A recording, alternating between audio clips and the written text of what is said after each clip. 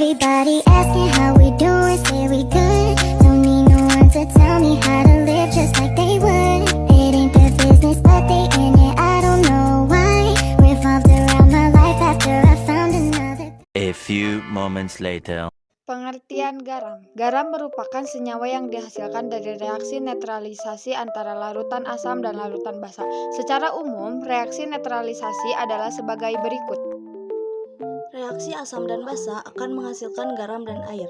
Nah, yang harus teman-teman ingat adalah tidak semua garam yang dihasilkan dari reaksi asam dan basa bersifat netral atau ber-pH 7. Dalam hal ini, sifat larutan garam ditentukan oleh sifat asam dan basa pembentuknya.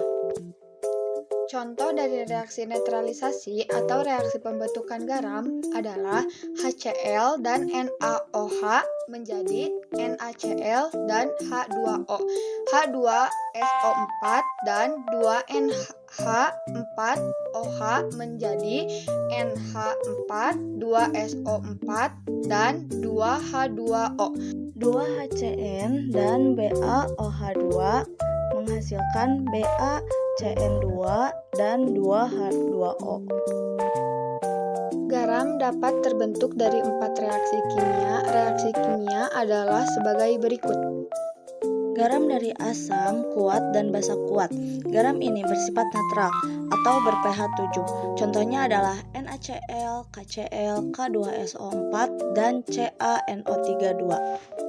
Yang selanjutnya ada garam dari asam kuat dan basa lemah. Garam ini bersifat asam atau pH lebih kecil dari 7. Contohnya adalah Zn atau CiO4, 2NH4, Ci, AiCi, 3Fe atau NO32. Lalu yang ketiga ada garam dari basa kuat dan asam lemah. Garam ini bersifat basa atau pH lebih besar dari 7. Contohnya adalah Na2SO3, KCN, Na2CO3, dan CH3COO2Ca. Dan yang terakhir ada asam atau basa bergantung pada nilai Ka dan Kb dari senyawa tersebut. Contoh Zn atau NO2 2, CH3 COONH 4, Fe3 atau PO4 2. Pengertian hidrolisis. Hidrolisis berasal dari kata hidro yang berarti air dan lisis yang berarti penguraian. Sehingga definisi hidrolisis garam adalah reaksi penguraian yang terjadi antara kation dan anion garam dengan air dalam suatu larutan.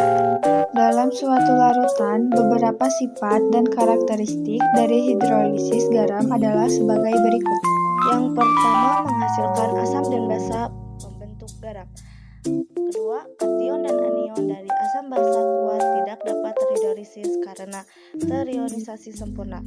Ketiga, garam tidak terhidrolisis jika tidak ada kation maupun anion yang bereaksi. 4. Garam terhidrolisis sebagian jika salah satu kation dan anion bereaksi. 5. Garam terhidrolisis sempurna jika kation dan anion bereaksi. Reaksi pada hidrolisis garam. Ada 3 reaksi yang terjadi pada hidrolisis garam, yaitu hidrolisis sempurna, hidrolisis sebagian, dan tidak terhidrolisis. Hidrolisis sempurna terjadi dari senyawa asam lemah dan basa lemah. Hidrolisis sebagian terjadi dari senyawa basa kuat dan asam lemah. Reaksi yang tidak terhidrolisis terjadi dari asam kuat dan basa kuat. Contoh dari reaksi hidrolisis garam. Yang pertama, reaksi hidrolisis garam sebagian. NaCH3COO menjadi Na+ dan CH3COO-. CH3COO- dan H2O menjadi CH3COOH dan OH-. Dan reaksi hidrolisis garam sempurna. CH3COONH3 menjadi CH3COO- dan NH4+.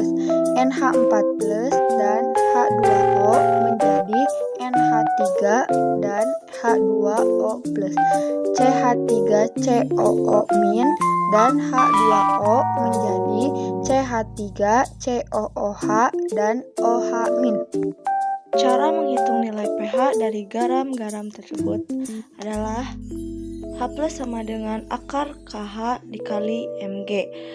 KH sama dengan KW per KB. H+ sama dengan akar KW dikali M kali G per KB.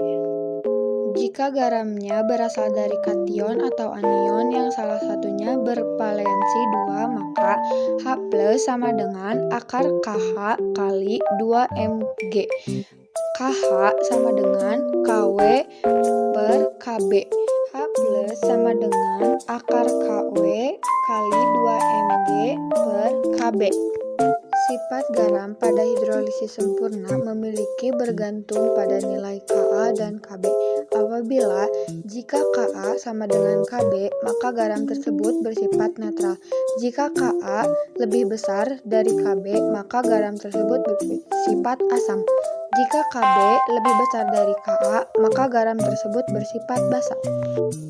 Nilai konsentrasi OH- adalah OH- sama dengan akar KH dikali 2Mg, KH sama dengan KW per Ka.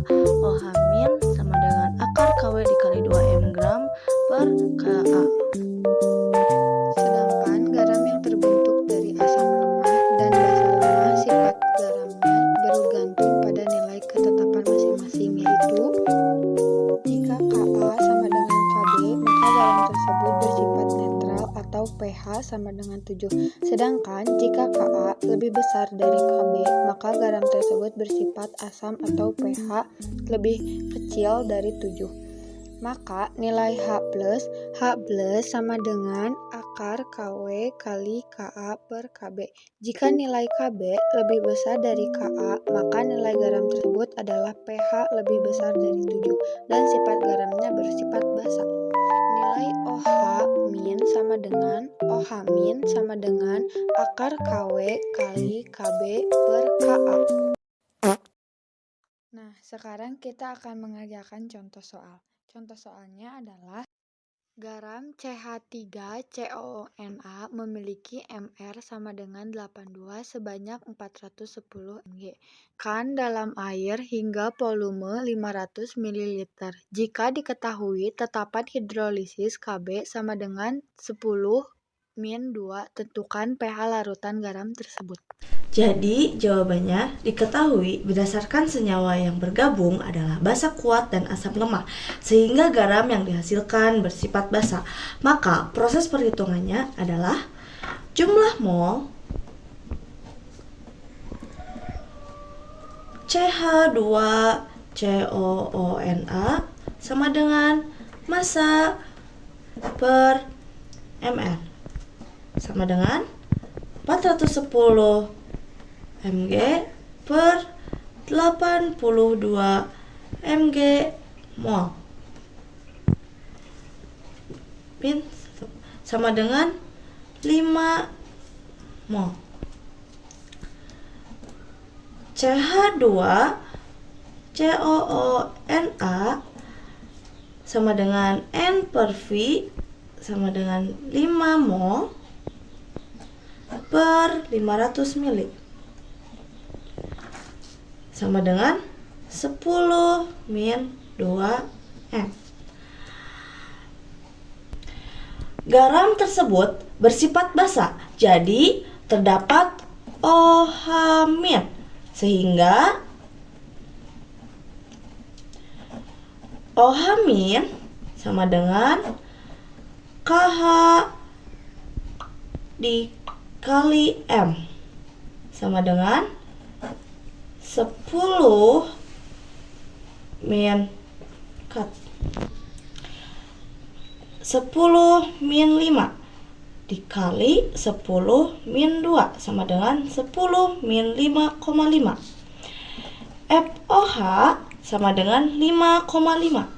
pH-nya sama dengan 14 dikurangi POH sama dengan 14 dikurangi 5,5 sama dengan 8,5. Jadi, berdasarkan perhitungan nilai pH yang adalah 8,5 dan larutan garam tersebut bersifat basa. Sekian dan terima kasih.